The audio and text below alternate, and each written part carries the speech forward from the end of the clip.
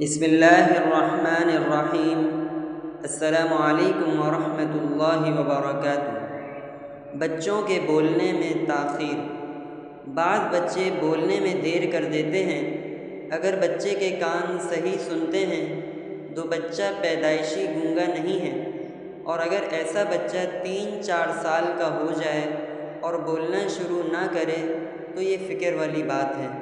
ایسے بچے کو روزانہ سورۃ الحدید کی پہلی 5 آیات سبح للہ ما فی السماوات والارض وهو العزیز الحکیم لہ ملک السماوات والارض یحیی ویمیت وهو على كل شيء قدیر هو الأول والآخر والظاهر والباطن وهو بكل شيء عليم هو الذي خلق السماوات والأرض في 6 أيام ثم استوى على العرش يعلم ما يلج في الأرض وما يخرج منها وما ينزل من السماء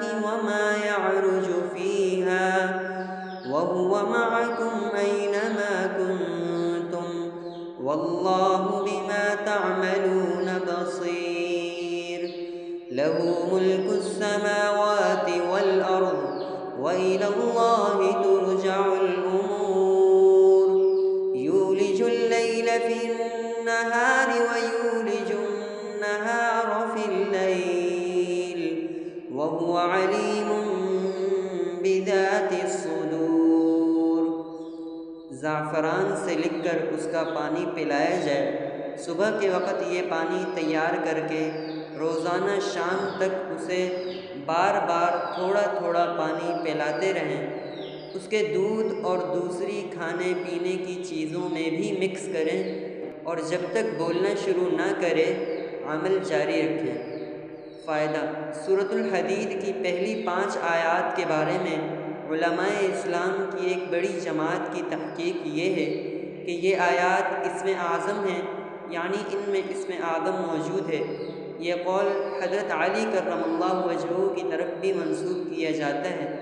حل مقاصد اور مشکلات سے نکلنے کے لیے بھی ان آیات کی کثرت نہایت مفید ہے۔